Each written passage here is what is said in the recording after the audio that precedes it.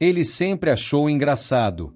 Desde pequeno, via a mãe ajoelhada ao lado da cama, com a Bíblia aberta, falando com Deus em voz baixa, como se ele estivesse ali, ouvindo cada palavra. Para ele, aquilo parecia exagero, algo antigo, algo que não fazia mais sentido no mundo moderno em que estavam vivendo. Lembrava-se claramente da primeira vez que questionou aquilo. Devia ter uns 7 anos. Era uma noite qualquer de semana, e ele havia acordado com sede. Ao passar pelo quarto da mãe, viu a luz acesa por baixo da porta. Curioso, espiou pela fresta e a viu ali, de joelhos, com as mãos entrelaçadas, murmurando palavras que ele não conseguia entender completamente. Na manhã seguinte, no café, perguntou com a inocência típica de criança: "Mãe, por que você fala sozinha de noite?" Ela sorriu, passou a mão nos cabelos dele com carinho e respondeu: "Não estou sozinha, meu filho. Estou conversando com Deus." Ele franziu a testa, confuso. "Mas Deus não está aqui." Ela continuou sorrindo, com aquela serenidade que ele jamais compreenderia naquele momento. "Ele está em todo lugar, sempre." Aquela resposta não fez muito sentido para ele. Como alguém poderia estar em todo lugar ao mesmo tempo?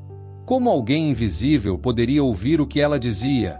Ele guardou aquelas perguntas para si, mas a imagem da mãe ajoelhada ficou gravada em sua memória. Os anos da infância foram marcados por essa rotina. Toda noite, sem exceção, ela se ajoelhava. Não importava se estava cansada do trabalho, se tinha passado o dia inteiro limpando a casa, cozinhando, cuidando dele e dos irmãos. A oração vinha antes de tudo. Era como se ela tivesse um compromisso sagrado que nada poderia quebrar. Ele cresceu vendo aquilo. E, com o tempo, aquilo que era apenas curiosidade infantil começou a se transformar em algo diferente. Começou a achar aquilo repetitivo, desnecessário. Por que ela perde tanto tempo fazendo isso? Pensava enquanto brincava no quintal ou assistia à televisão. Quando chegou à adolescência, o riso virou ironia. Ele havia descoberto um mundo novo na escola, cheio de informações, ciência, lógica. Os professores falavam sobre método científico, sobre evidências, sobre como o mundo funcionava através de leis naturais. E nada daquilo incluía Deus. Ele começou a questionar tudo o que a mãe acreditava. Não de forma agressiva no início, mas com aquela arrogância típica de quem acha que descobriu a verdade. Dizia que orar não resolvia nada, que era apenas um placebo, uma forma de conforto psicológico para quem não tinha coragem de enfrentar a realidade como ela realmente era. "Mãe, a senhora sabe que isso não muda nada, né?" Ele soltava essas frases com frequência, especialmente quando via que ela estava orando por alguma situação difícil, quando faltava dinheiro para pagar as contas, quando alguém da família estava doente, quando havia problemas que pareciam não ter solução. Ela nunca discutia, nunca levantava a voz. Apenas olhava para ele com aqueles olhos cansados, mas cheios de algo que ele não conseguia nomear, e dizia: "Um dia você vai entender." Ele revirava os olhos e ia embora, achando que ela estava presa em uma mentalidade ultrapassada. Os amigos da escola reforçavam suas crenças. Eles riam juntos das pessoas religiosas, faziam piadas sobre igrejas, sobre pastores, sobre fiéis. Era quase um esporte intelectual para eles, uma forma de se sentirem superiores, mais esclarecidos, mais racionais do que aquela massa de pessoas que precisava de um Deus para se sentir segura. Mas a mãe continuava orando, todas as noites, sem falta, e ele continuava achando aquilo ridículo. Houve um episódio particularmente marcante quando ele tinha 15 anos. A família estava passando por dificuldades financeiras severas. O pai havia perdido o emprego, e a mãe fazia bicos para tentar manter a casa funcionando. O dinheiro mal dava para comida, e as dívidas começavam a se acumular. Numa dessas noites difíceis, ele a encontrou orando com mais intensidade do que o normal. Ela chorava baixinho enquanto pedia a Deus que abrisse portas, que desse uma solução, que cuidasse da família. Ele sentiu raiva, não dela, mas da situação, e descontou naquilo que via como ilusão. "A senhora acha mesmo que alguém lá em cima está ouvindo? A senhora acha mesmo que vai cair dinheiro do céu?" Ele não gritou, mas o tom foi cortante, cheio de sarcasmo. A mãe parou de orar, enxugou as lágrimas e o encarou. Pela primeira vez, ele viu algo diferente em seus olhos. Não era raiva, era tristeza profunda. Meu filho, eu não oro porque acho que vai cair dinheiro do céu. Eu oro porque preciso de forças para continuar. E oro por você, para que um dia encontre paz. Ela voltou a se ajoelhar, e ele saiu do quarto se sentindo vazio, mas ainda convencido de que estava certo. O tempo passou. Ele terminou o ensino médio, entrou na faculdade e construiu a própria vida longe da fé que sempre desprezou. Mudou-se para outra cidade, arrumou um emprego, conheceu pessoas que pensavam como ele. Sua vida girava em torno do trabalho, dos amigos, dos fins de semana, das ambições profissionais. A mãe continuava na mesma casa, na mesma rotina, com a mesma fé inabalável. Ele a visitava de vez em quando, nos feriados, em datas especiais. E toda vez era a mesma coisa. Quando chegava a casa, encontrava a mesma cena de sempre. A Bíblia sobre a mesa da sala, gasta pelo tempo e pelo uso constante. O rádio baixo tocando um louvor antigo, daqueles que ela ouvia desde que ele era criança. A serenidade de alguém que acreditava de verdade, sem questionamentos, sem dúvidas. E ele continuava rindo. Não era mais aquele riso aberto da adolescência. Era algo mais sutil, mais cínico. Um sorriso de canto de boca quando via a Bíblia ali, um comentário irônico quando ela mencionava Deus, uma piada pronta quando ela falava de algum milagre que alguém havia testemunhado na igreja. Mãe, a senhora ainda acredita nessas histórias? Ele dizia isso enquanto mexia no celular, sem nem olhar para ela direito. Ela respondia com a mesma paciência de sempre. Não são histórias, meu filho. É a minha vida. Ele balançava a cabeça e mudava de assunto. As visitas eram breves. Ele sempre tinha pressa de voltar para sua vida, para suas responsabilidades, para seu mundo onde Deus não tinha lugar. A mãe sempre o abraçava na despedida com um aperto forte, como se quisesse guardar aquele momento, e dizia: "Vou orar por você." Ele agradecia mecanicamente, sem pensar muito no significado daquelas palavras. Nos momentos difíceis de sua própria vida, quando o trabalho ficava estressante, quando os relacionamentos não davam certo, quando a solidão da cidade grande apertava, ele nunca pensava em orar. Achava outras saídas. Distrações, bebida, trabalho excessivo. Qualquer coisa menos admitir que talvez precisasse de algo além dele mesmo. E quando a mãe perguntava como ele estava, ele sempre respondia que estava bem, que estava lidando com tudo, que não precisava de ajuda. Ela olhava fundo nos olhos dele, e ele sabia que ela não acreditava, mas ela nunca insistia. Apenas dizia: "Deus está com você, mesmo que você não acredite nele." Aquela frase o irritava profundamente. Como alguém que não existia poderia estar com ele? Como algo invisível e improvável poderia fazer diferença em sua vida concreta, real, cheia de problemas tangíveis? Os anos foram passando, e algo começou a mudar. Não nele, mas na mãe. Ele percebia nas visitas que ela estava mais cansada, mais frágil. As mãos que sempre foram fortes e trabalhadeiras agora tremiam levemente quando pegava a xícara de café. Os cabelos estavam mais brancos, o rosto mais marcado pelo tempo. Ele fingia não perceber. Era mais fácil ignorar do que admitir que ela estava envelhecendo, que um dia ela não estaria mais ali. Era mais confortável continuar na rotina de visitas rápidas e superficiais do que enfrentar aquela realidade.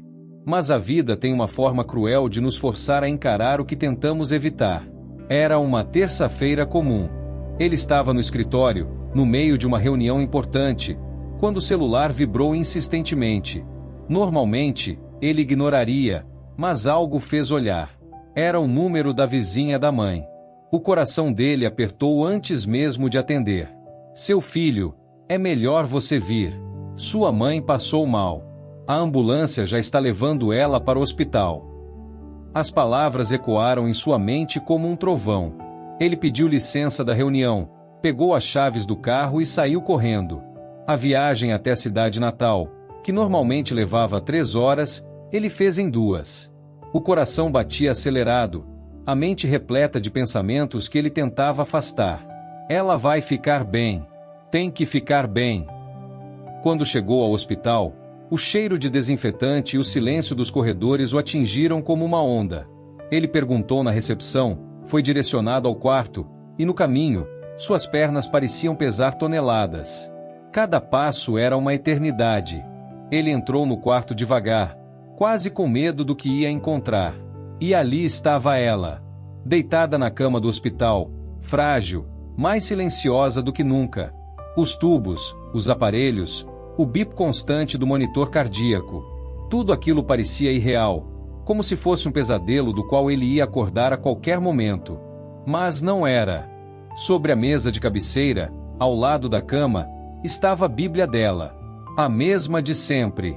Gasta, com a capa desgastada, as páginas amareladas pelo tempo, cheia de marcações à caneta, anotações nas margens, versículos sublinhados. Alguém havia trazido da casa dela. Provavelmente a vizinha. Ele se sentou na cadeira ao lado da cama e ficou olhando para aquela Bíblia. Pela primeira vez, não tinha piada pronta. Não tinha argumento. Não tinha riso. O silêncio daquele quarto parecia falar mais alto do que qualquer palavra que ele já havia dito na vida.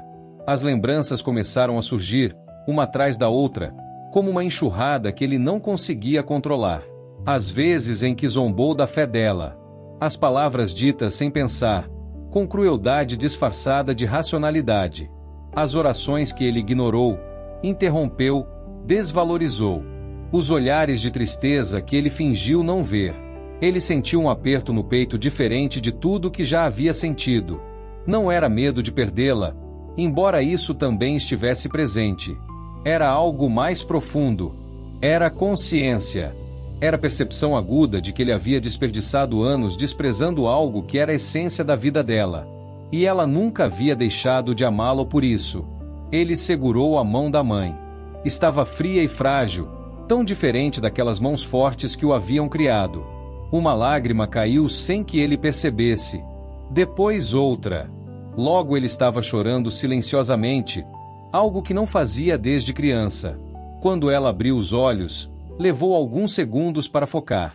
Mas quando viu ali, sentado ao lado dela, segurando sua mão, um sorriso fraco se formou em seus lábios.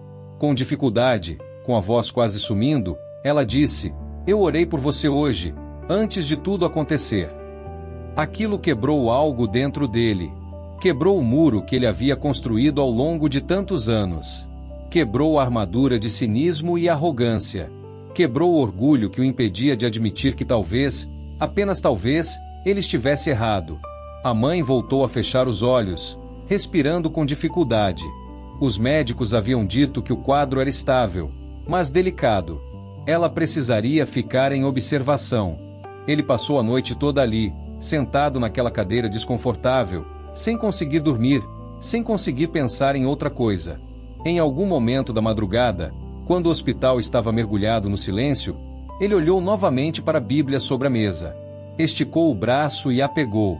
Era pesada, ou talvez fosse o peso do que ela representava. Ele abriu aleatoriamente. As páginas estavam cheias de marcações. Frases circuladas, exclamações nas margens, datas anotadas. Ele começou a ler algumas das anotações. 20 de março de 2010.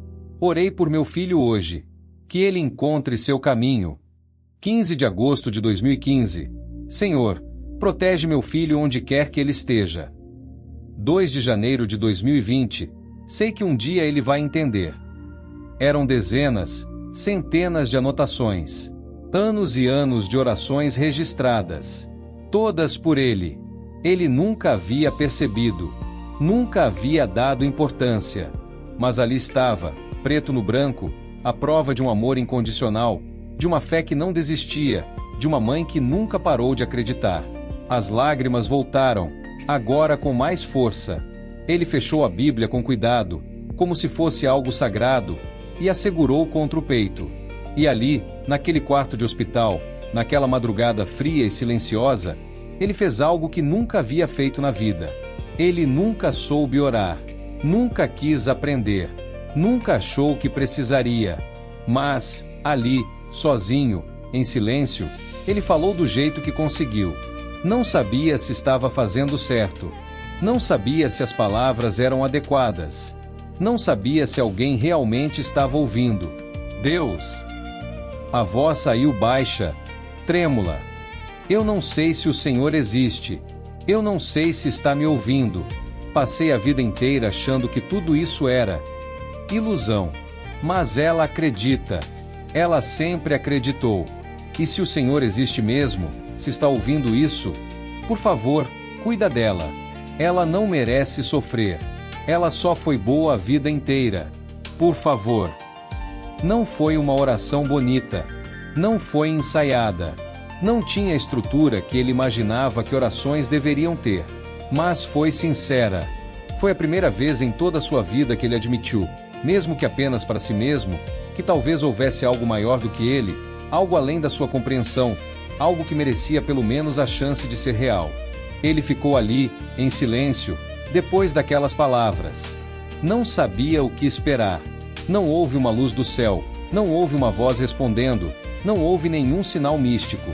Mas havia algo diferente dentro dele. Uma paz estranha que ele não conseguia explicar. Como se, finalmente, depois de tantos anos, ele tivesse colocado um peso enorme no chão. Os dias seguintes foram de espera e ansiedade. Os médicos faziam seus procedimentos, ajustavam medicações, monitoravam sinais vitais. E ele permanecia ali, quase sem sair do quarto, como se sua presença pudesse fazer diferença. A mãe melhorava gradualmente. Dia após dia, recuperava as forças. A cor voltava ao rosto, a respiração ficava mais estável, ela começava a falar com mais facilidade. Os médicos ficaram surpresos com a recuperação. É uma mulher forte, diziam. Ele concordava, mas agora por razões diferentes. Uma tarde, quando ela já estava bem melhor, sentada na cama, lendo sua Bíblia, ele se aproximou e disse: "Mãe, eu preciso te pedir desculpa." Ela levantou os olhos, surpresa. "Por quê, meu filho?" Ele engoliu seco. "Por tudo. Por todos esses anos. Por ter zombado da sua fé. Por ter sido cruel. Por ter sido cego." Ela pousou a Bíblia no colo e estendeu a mão. Ele segurou. "Meu filho, eu sempre soube que um dia você ia entender. Não precisava ser assim, nesse momento difícil, mas o importante é que você entendeu." Ela apertou a mão dele. "E eu nunca parei de orar por você. Nunca vou parar." Ele sentiu um nó na garganta. Eu orei. Pela primeira vez na vida, eu orei. Por você. Não sei se fiz certo, mas... Ela sorriu, e daquela vez foi um sorriso cheio de alegria genuína. Não existe jeito certo ou errado, meu filho. Deus escuta o coração, não as palavras bonitas. Naquele momento, algo mudou para sempre dentro dele. Não foi uma conversão dramática, não foi uma transformação instantânea em alguém religioso.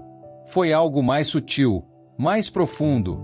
Foi o reconhecimento de que havia sido arrogante, de que havia desperdiçado anos em uma postura defensiva contra algo que nunca havia realmente ameaçado, de que a fé da mãe não era fraqueza, mas a maior força que ela sempre teve.